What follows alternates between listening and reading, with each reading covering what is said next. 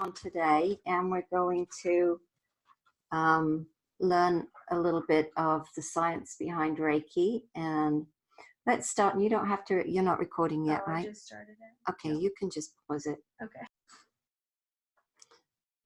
Do you have the slides on your computer? Mm-hmm. Could I bring your computer up so I can see, because I'm going to have to go like this.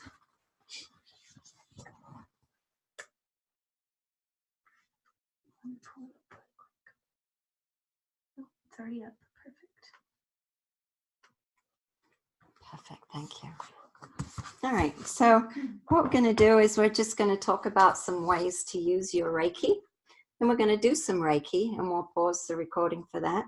And then we're going to discuss some more ways to use your Reiki, and then we're going to do some more Reiki. So I started this workshop because I've met a lot of people recently, it seems, in my practice who tell me that they're Reiki practitioners, but then they follow that by saying, oh, but I haven't used it in years. And I just think that's a waste of such a beautiful gift, because Reiki is a very powerful tool, and I'd like us all to be able to put it out there into the universe. Reiki is high vibration energy. So let's put all that high vibration energy out into the universe. And even if you're only using it on yourself, or only using it on your plants or your animals, that energy is still going out into the universe. So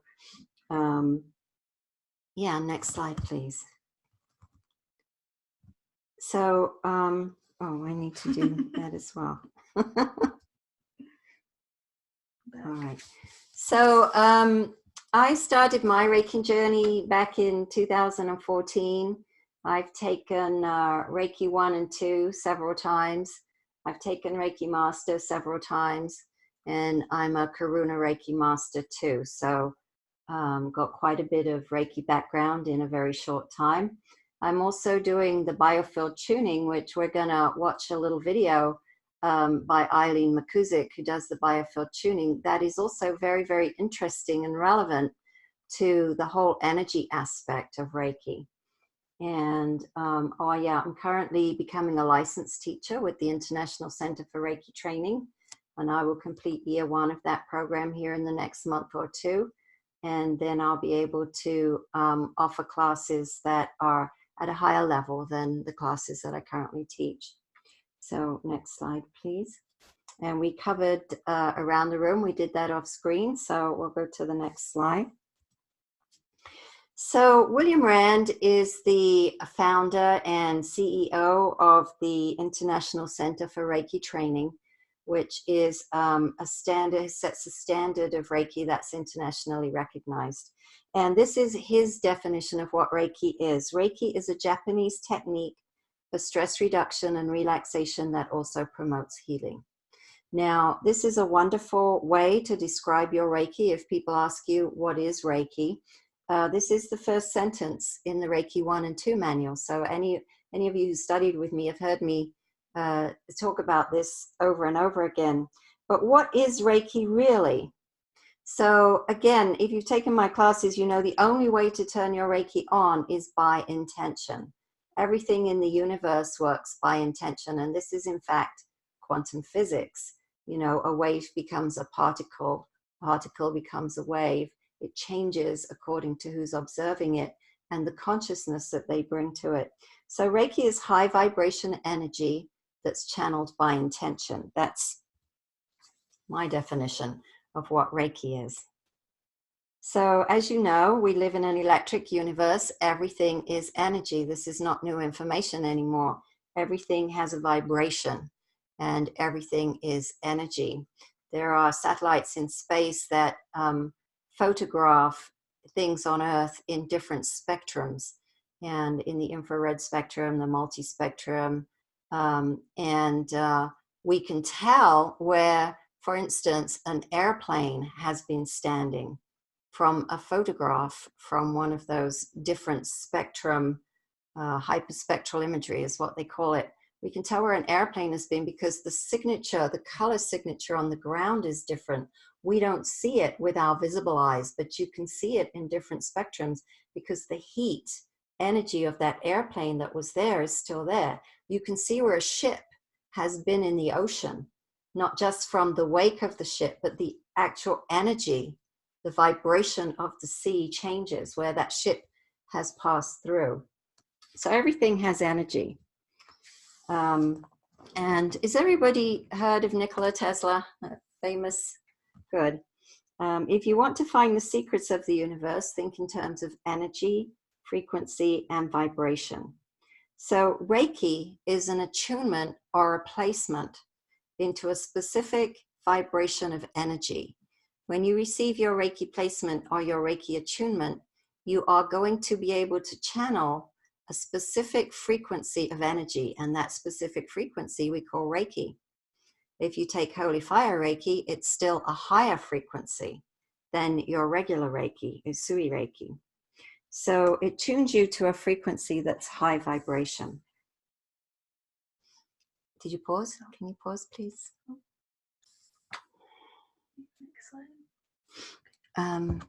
So we're on the multispectral, on the frequency slide? Yeah. Okay, so as you can see from this slide, this is just pure science. So everything in the universe vibrates. High energy obviously vibrates with a higher frequency.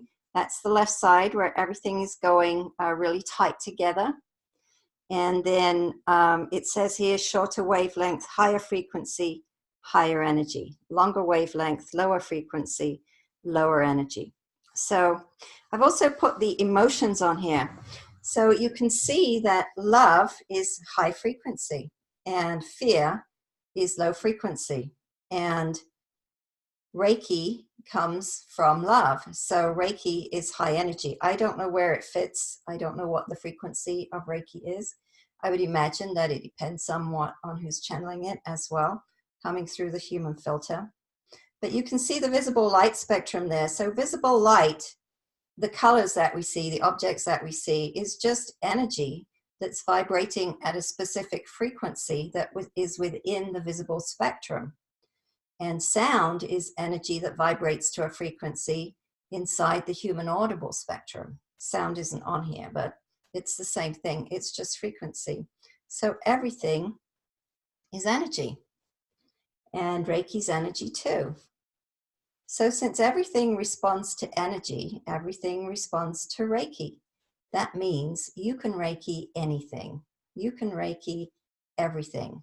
So your people, your plants, books, crystals, anything that you can think of, you can Reiki.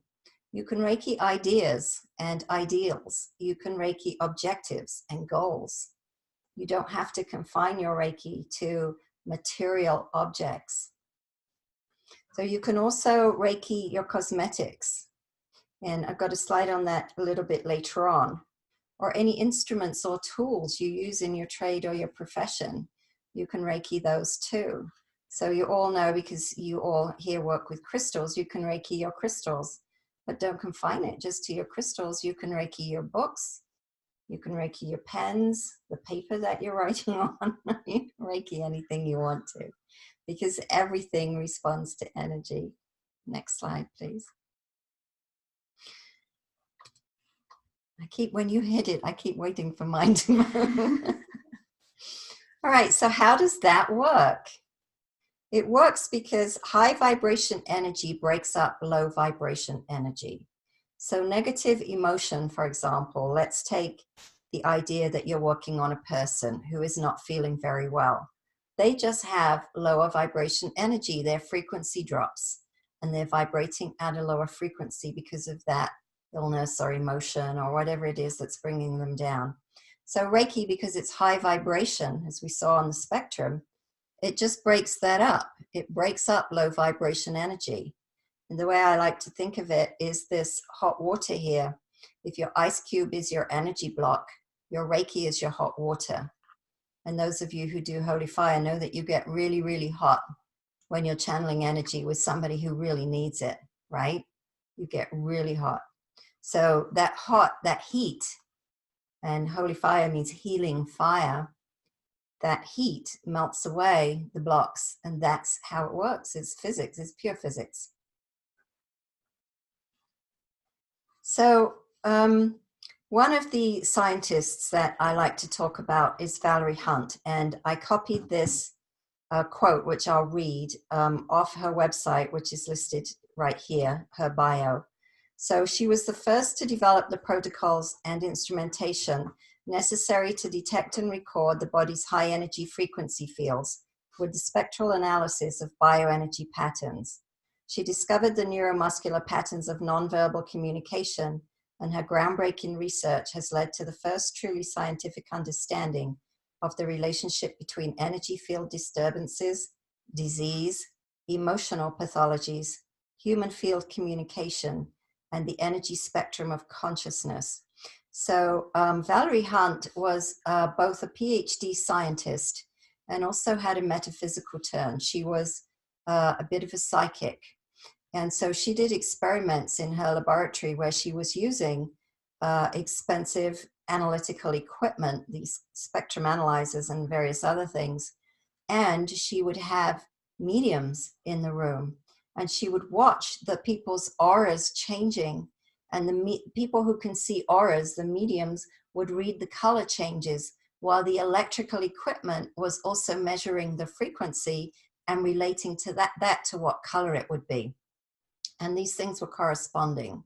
So she was one of the pioneers that was involved in proving not only that we have an energy field, but that our energy field traps and holds any thought patterns, any emotional disturbances, any traumas that we pass through, that they stay in the field. And in fact, that they appear first in the field before they appear even as thoughts in our head, that everything appears first in the field and then becomes manifest physically, whether it's a thought, an illness, or anything like that. So we're going to pause the recording and go watch the video. Good. So the next one we're going to talk about is Eileen McCusick, who's the inventor of biofield tuning. And again, I copied this little bio off her website, which you can go to, biofieldtuning.com. And she has been a pioneer who has researched and mapped the human biofield. So Valerie Hunt kind of proved that it existed, but Eileen McCusick has identified the patterns inside the human biofield that represent certain aspects of our life. For instance, you know, at certain ages, you can see where certain ages occurred as, well, I'll let her explain it in the video, but all right, let's just pause and let's just roll that YouTube video. So are we recording? Yep. Yeah. So the point of those last two videos was to really demonstrate the reality of the human aura. This is real. This is not made up. And I don't know if the people listening watch the videos, but the one where the little boy and the mother were together and the aura became white and very expansive.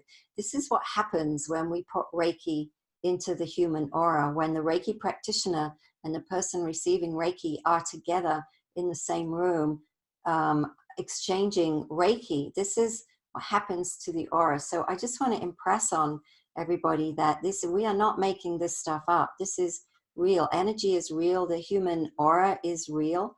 And the impact to the human aura of eating a poor diet, thinking bad thoughts is also very real. Oh, yes. So here is a map. I just copied this little picture. Yeah, I probably shouldn't have done this, but I did quote the site. So you can buy this map of the human biofield on the biofieldtuning.com on their store. So I just wanted to show that to you in case you were interested. So Reiki never causes harm. This is one of the basic teachings at the Reiki 1 and 2 level. Reiki never causes harm. Biofield tuning actually has a list of contraindications. You cannot do it on just anyone. You have to ask people, you know, do you have a heart condition? Do you have any recent broken bones? And questions like that. But Reiki you can do on everybody. You can do it on elderly people in hospice. You can do it on newborn babies. You can do it on preemies. You can do it on anybody for any reason, and it never causes harm. It always enhances, because Reiki is pure love. And when you are loving something, you can't hurt it. It's that simple. So be confident using your Reiki. That's the message. Be confident and comfortable using your Reiki. And practice, try it out. Try out different things. Become experimental. I have another slide on that too later on. Okay. Let's go back to some basic Reiki information now. These are the 3 pillars of Reiki. Again, this is basic from your Reiki Level 1 class. You should have learned this. The 3 pillars as taught by Mikao Usui are the Gasho, the hands to heart center. This opens up the heart chakra. This opens you up to the love. And then the Reijiho, which is the hands to the third eye. This invites your intuition to come through. So when you do the Reijiho, you're really calling forth your intuition. And if you work with guides or angels or ascended masters, you might be asking them, inviting them into your session at that point too. And then the Cheerio is giving Reiki. So that's when you put your hands out over the person and you're just giving Reiki. So these are the very basic principles of Reiki as taught to us by Mikao Usui. And also to go along with that is the secret prayer for happiness. So Usui's original secret prayer is at the bottom of this slide. Just for today, do not be angry. Do not worry and be filled with gratitude. Devote yourself to your work and be kind to people. These are the original ideals. And over the years, this prayer has been changed by various different Reiki masters into a more modern version. This is the one that I have chosen to use in my practice. And the basic premise behind this prayer is that we've converted words like angry and worry into words like joy and peace. So today, I choose joy. Today, I choose peace. I am in harmony with all living things. I am deeply grateful for my many blessings. Today, may my light shine. In a minute, we're going to, maybe not in a minute, but a little later on, we're going to watch a video by Masaru Emoto, where he changed the shape of water crystals by offering gratitude. We know that gratitude is essentially important to everything we do and absolutely vital if you're trying to manifest into your reality. You can only manifest out of gratitude. So Usui knew, and we know too, even more so today, that your emotions play a big part in your health. So if you're in a state of stress, if you're in a state of worry or anxiety, if you're angry or fearful, then you're actually doing harm to your physical body as well as your mental, emotional body. And so that was the whole purpose of this prayer, is to remind us that as we move into a more peaceful attitude, into an attitude of being grateful, then it becomes easier. So as we practice Reiki, even if you're just doing Reiki on a house plant, when you move into a place of greater joy and appreciation of that house plant and gratitude, gratefulness that that plant exists, then your plant is going to get a better experience from you giving your Reiki.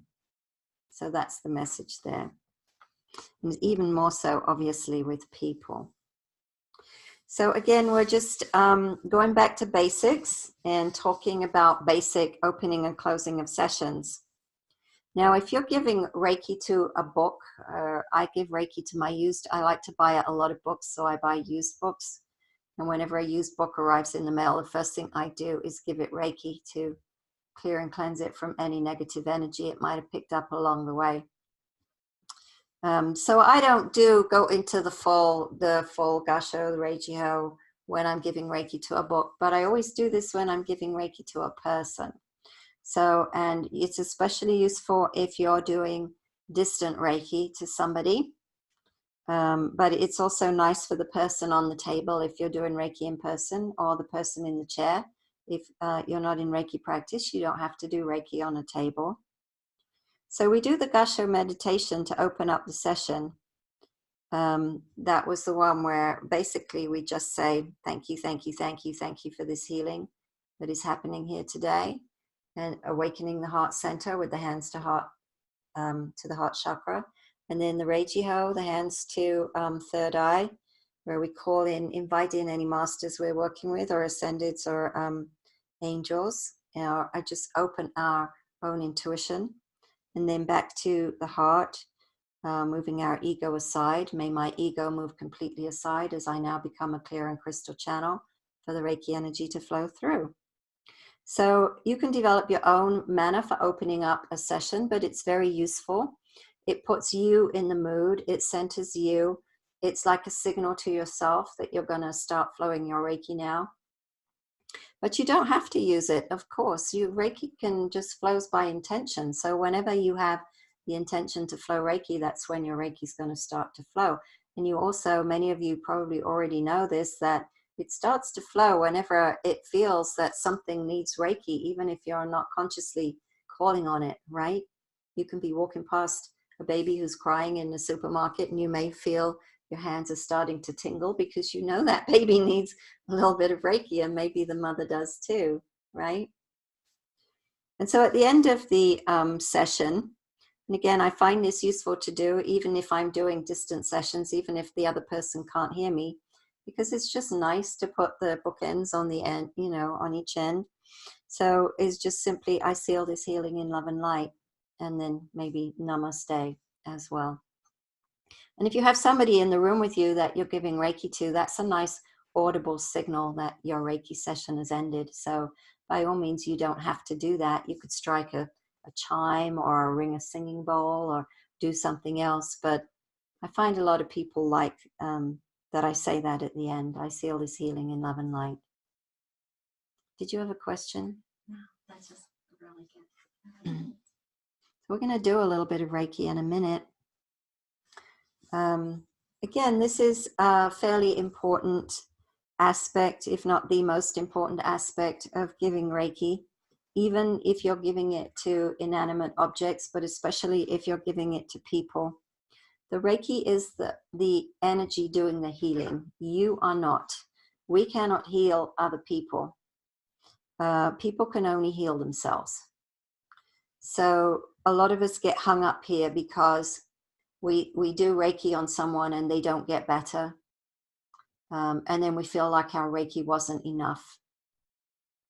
Or in the case that, you know, we were discussing earlier, when somebody did Reiki and a little baby died, the Reiki didn't kill the baby. That baby's life was already in jeopardy. But so don't bring your ego into Reiki. Let the Reiki do the work, because the Reiki knows what needs healing. And if that person is not ready for their healing, they won't receive it. But they may heal on a different level. Something else in them may awaken or shift. So you never know what's going to happen. But we don't control the outcome. And so there, I've already said that, but that's the little prayer that I say when I start my Reiki, to move my ego aside.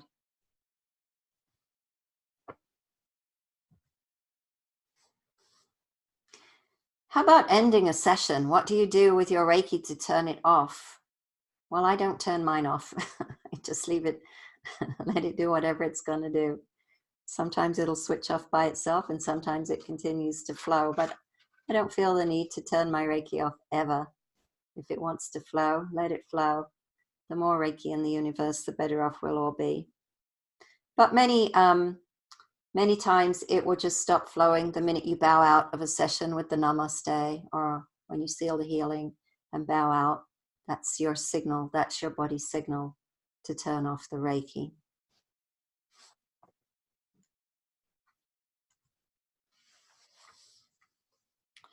So your intention, our intention, this goes back to quantum physics, and I didn't do a lot of backup slides for these ideas, but they're easy to find if you start to study quantum physics or quantum mechanics or whatever they're calling it these days, even quantum biology, is that intention is so important.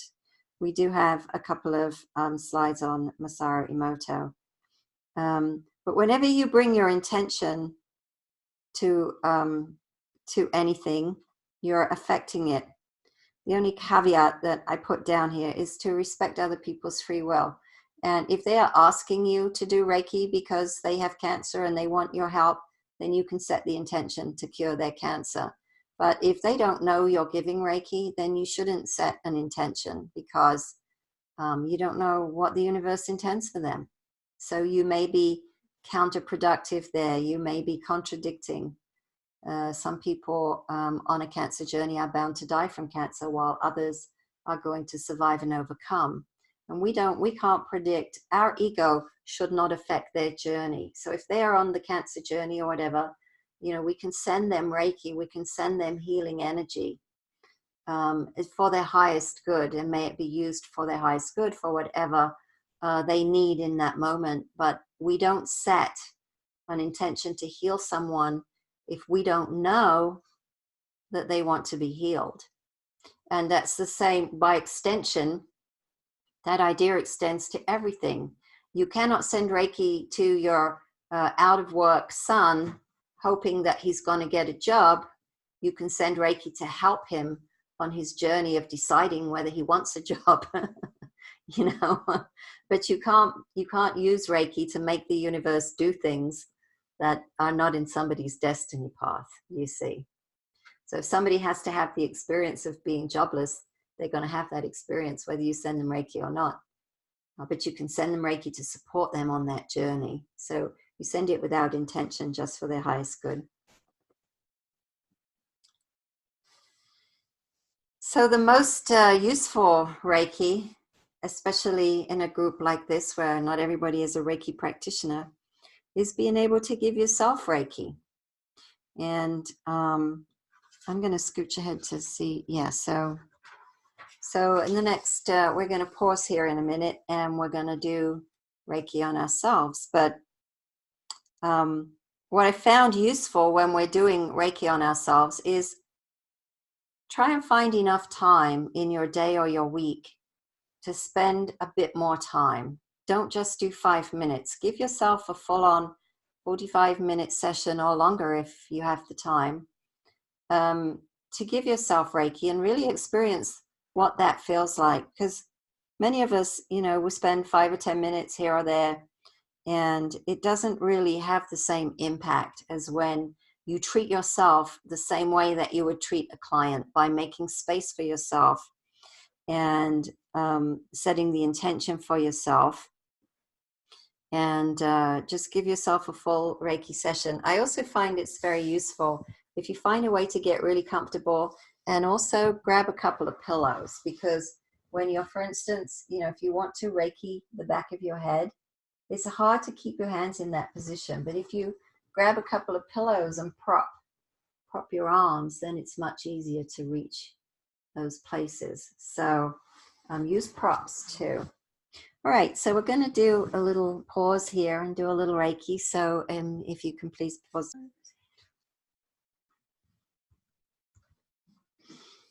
Someone be experimental. And you can resume. So a lot of people, when I teach them, they have questions and worries and concerns about whether they're doing Reiki right, whether the hand positions are correct, or whether they're doing their distance sessions correctly, and all things like that. So the manuals all talk about processes and procedures for doing distant Reiki or for giving Reiki, and have all these rules associated with what you can do and what you can't do. And I come from a perspective of throw that all away. Reiki is energy, and energy is free. So be experimental with it and push the boundaries and find out where they are. And I challenge you to find any, because there's endless possibilities with what you can do with energy. So become like that little child, or that young person playing a video game. It's like, oh, I wonder what happens if I click on this. like, I wonder what happens if I click over here, or I wonder what happens if, I do this or that. So just try experimenting with it and just play with it and let go of all the rules and regulations that you might have learned around it. We're going to get into one or two of them. So here's an example. A lot of people have dental problems or gum disease or whatever. And, so try using Reiki on your toothbrush and on your toothpaste, and even Reiki your own mouth, put the power symbol on yourself and turn on your Reiki while you brush your teeth. Let the Reiki flow through your toothbrush. If you're having a bad hair day, let the Reiki flow through your brush, your hairbrush, or your comb, or your hair dryer. Just turn your Reiki on while you're doing those things. And even just take a minute to give a little Reiki to your hair and see what that feels like. Just experiment with that. And don't have any preconceived ideas about, oh, that won't work, or that won't work. Just try stuff. A lot of books have been written about, the power of belief. A lot of YouTube videos have been made about the power of belief. Bruce Lipton wrote a book, The Power of Belief. It's The Biology of Belief was Bruce Lipton's book. It's a wonderful, fantastic book. But what you believe comes to pass. What you believe is your reality. So try and move into that space of believing that your Reiki can do that for you, that you can do that for yourself, that through using Reiki, you can effect these manifestation of good health. You have to believe it fully. We talk about when you manifest, when you want to manifest, your heart and your mind have to be in coherence. You have to be in a coherent state. You have to truly believe it's possible, and you have to truly want it to happen without reservation. So when you put reservations in something, when you want a new car, but you don't want to pay the extra insurance rates and you don't really want the car payment, then you're not going to get the car. Your heart and mind have to be in coherence. You have to be ready to make the payment or otherwise acquire the car, or, you have to be you have to be open and in gratitude for the opportunity, instead of thinking of all the negative things that will happen if you actually get what you want, and then you can manifest. So that's very important too. So again, I'm going to explore some of the teachings that some of my students come to me with, that I then seek to overturn or convince them otherwise. So you may have been taught some things that just in this energy that we are in today just aren't really relevant anymore. Before we do that, let me just say I honor all kinds, all styles, all types of Reiki, just as I honor people from all walks of life and all religions, and all belief systems. So I don't say this to dishonor teachers. I say this because the energy has shifted. And some of the things that we thought were true, or that we were taught to believe, in the last century, in this century, no longer hold true. And especially since 2012, since the energy shifted. So have an open mind. This is one rule that I throw away. If you're a Reiki 1 practitioner, you can only do Reiki on friends and family. Is anybody here being taught that rule? Nope. Well, I hear that one a lot nonetheless. So if you're a Reiki 1 practitioner, you can do Reiki on anyone and anything. You can also charge money for it if you want to. A Reiki practitioner, Reiki level 1 practitioner can certainly set up in business. They may not want to at that level. Like if they're really getting serious about it, they might want to take some more Reiki, but your Reiki is going to work even if you're only a level 1 practitioner. It's not less than. Here's another rule. You should only give distance Reiki if you have someone's permission. Anybody heard that rule? That's like saying you should only love someone if you have their permission.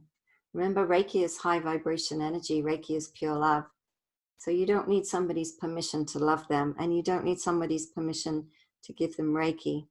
We do want to go back to what we were talking about before, though, that you don't want to set an intention for that Reiki if you don't have their permission or if they haven't requested it from you. But you can still send them Reiki. It's just like praying for someone. You don't ask people if it's okay to pray for them. You just pray for them. And so giving Reiki, you can give Reiki to anyone. I give Reiki to people I don't know all the time while they're, I give Reiki to my favorite people on YouTube. I give Reiki to my favorite authors. I give Reiki to anyone I hear of who might be having a hard time. I don't ask their permission, but equally, I don't set an intention.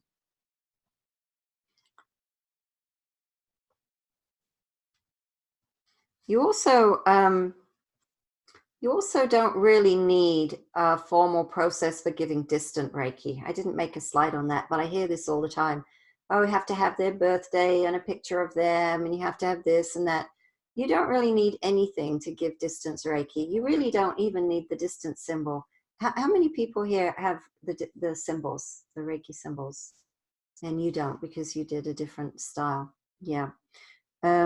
So, we have a distance symbol that empowers the Reiki, but our intentions, our thoughts travel the universe.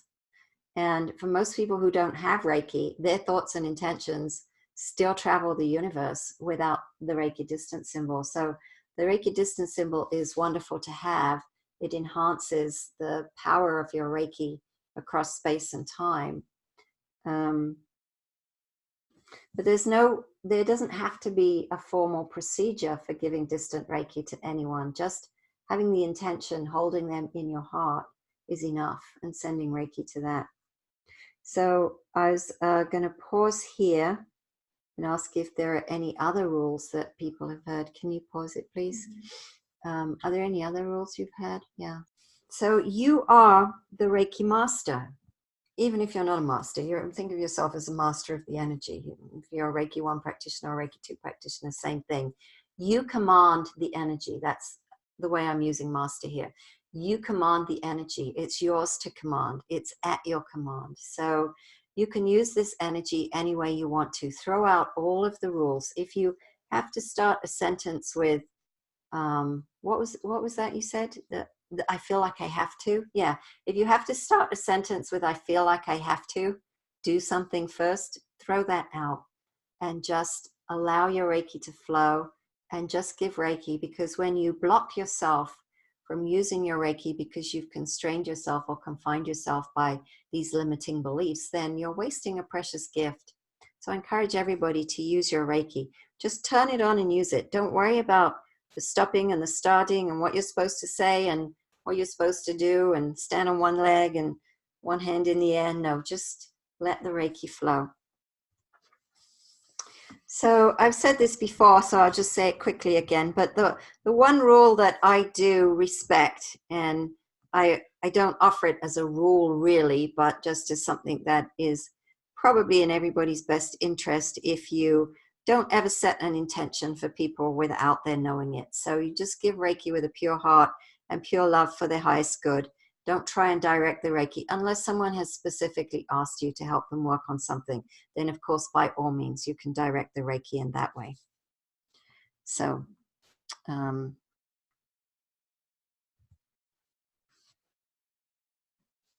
so we talked earlier about Reikiing your teeth or Reikiing your toothbrush, Reikiing your toothpaste. You can extend that concept to almost anything. Try giving Reiki to your wrinkles and see what happens there. Try giving Reiki to your beauty creams, your moisturizers, and your serums, and whatever else you use to help yourself look younger, look better, look more alive. Try giving Reiki to all of those things. This is a wonderful way to put Reiki into your life.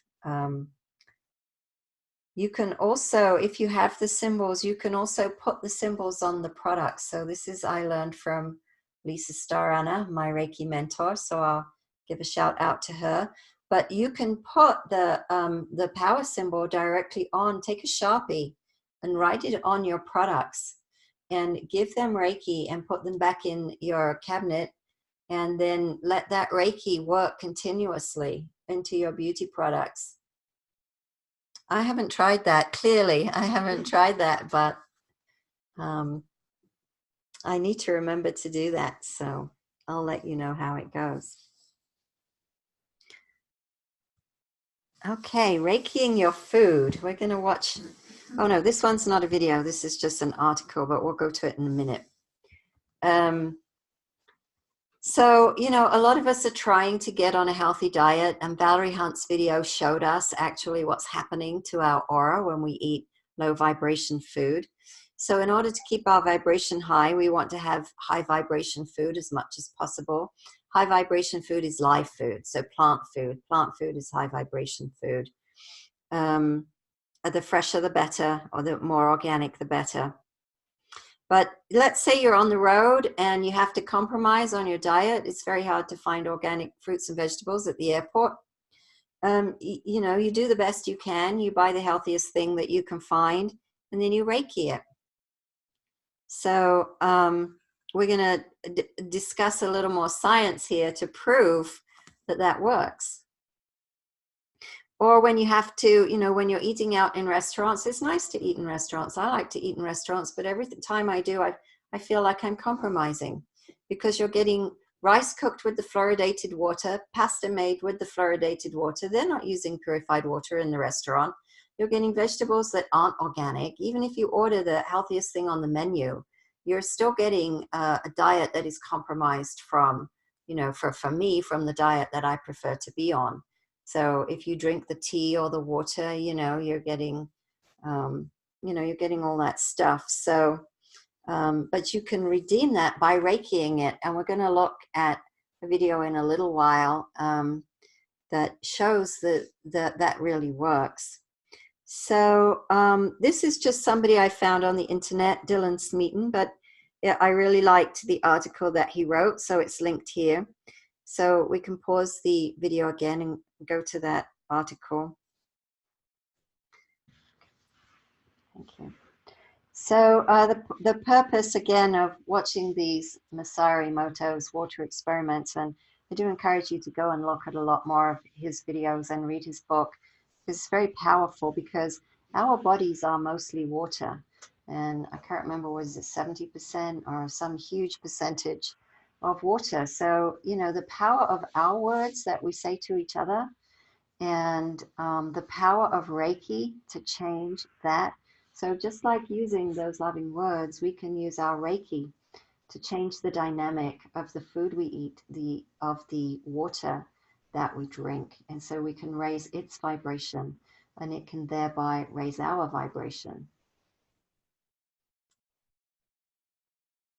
So this is just an example of something you can say. This is one I like to use. This is especially, you know, if you eat meat, and especially if you have a conscience about that. But a lot of us, you know, still don't want to give up our meat, even though we have a bit of a conscience about eating it. So I offer thanks and gratitude to all the people, plants, and animals who have been involved in the preparation of this food. May this food be raised up to its highest vibration, and may only those nutrients that serve my body be digested and absorbed, so that my vibration may also be raised up by eating it. So, you know, you can scribble this down or not, but I encourage you to make up your own. You know, what do you want to give thanks to? What do you want the food to, how do you want the food to serve you in your body? So, Excuse me, is it okay if I take a picture of that? Sure. Do you want to pause it for a minute? So you can extend this too. I like to do this when I'm buying takeout food or takeaway food from a restaurant, to-go food. So I'll read you this one. So I extend it to all of the people who have contributed to preparing the food. I send thanks, gratitude, and appreciation to the people, plants, and animals that have contributed to this wonderful meal before me. I now send Reiki to every person, animal, and plant that has been involved in the preparation of this meal, including the chef and the sous chefs, the wait staff, and all those on shift in the restaurant today. I also send Reiki to the customers eating at the restaurant this day and partaking of the same food. May all the food be raised up to its highest nutritional value. May my body digest and absorb only those nutrients that best serve it, and may anything that doesn't serve my body will be filtered and eliminated without detriment. So I actually, when I place an order for pickup and I'm driving to the restaurant, I will turn my Reiki on and I'll give distant Reiki to my food ahead of time. And so while I'm driving, I have that space of time. I'll say something like this. I haven't memorized this prayer. I don't say it exactly the same every day or every time, but I do send Reiki to the people preparing the food. I do the same thing if I know somebody is going in for an operation. I will sit here in my chair and I will send Reiki to the surgeons, to the operating room, to the instruments that are going to be used, to the nurses who are going to pass those instruments to the doctor. I even send it to the cleaning staff, to anybody who will be passing through the operating room that day. You can send Reiki to all of that. And then, of course, you send it to the person having the operation as well. Don't forget them. But so don't be limited. Don't be confined. Don't think linearly about how you can use your Reiki. Reiki is many to one. I have a slide on that, and many to many. Many people can give Reiki to many other people. Many people can give Reiki to one person. One person can give Reiki to many people. So don't feel like you only can give it to one person at a time. So what do you do if you do eat your airport food or your restaurant food and you forget to give it Reiki? Why simply give yourself Reiki after you've eaten it, whenever you remember, and raise your own vibration up. It's as easy as that. I said there, you can use the distance symbol to your food that's already been eaten. Remember, the distance symbol collapses space and time.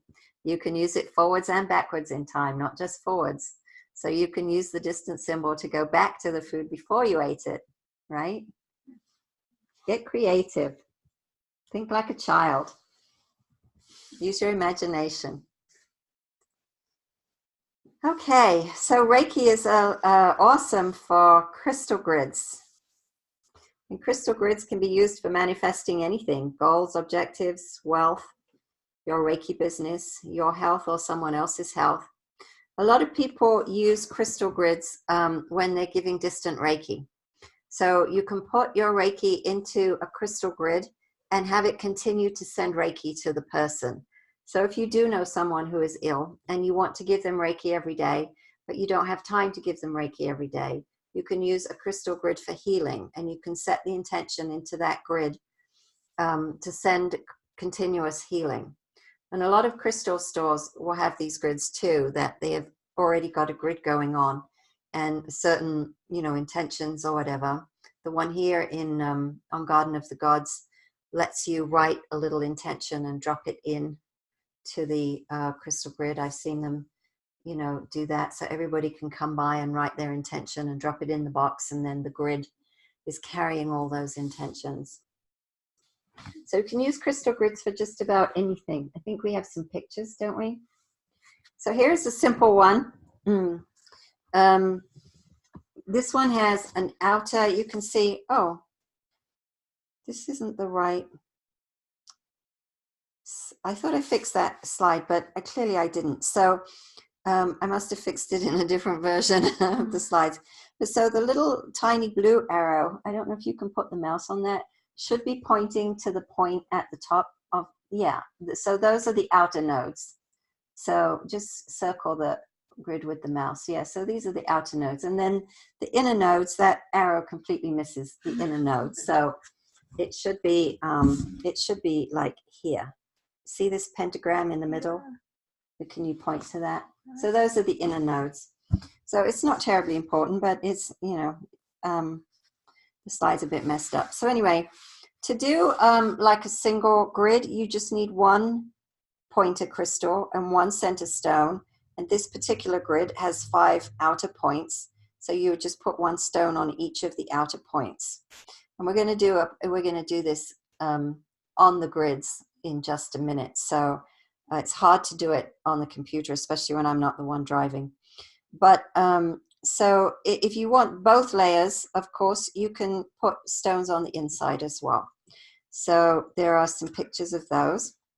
So we'll go over the method in person. I'm not going to just read that slide. So here are some examples of some beautiful crystal grids. Of course, you try and match your crystals to your intention. So if you're trying to manifest wealth, for example, you might use something like a green aventurine or a citrine. If you're trying to manifest love, you might use a rose quartz, and so on. So you can try and match your crystals to your intentions, but it's not terribly important to do that. You can still build your grids any way you want to. These are very complex grids. You can do a grid with just one outer layer of crystals, so you don't have to get this fancy. All right, so we'll break here. We'll take a short break and we'll pause the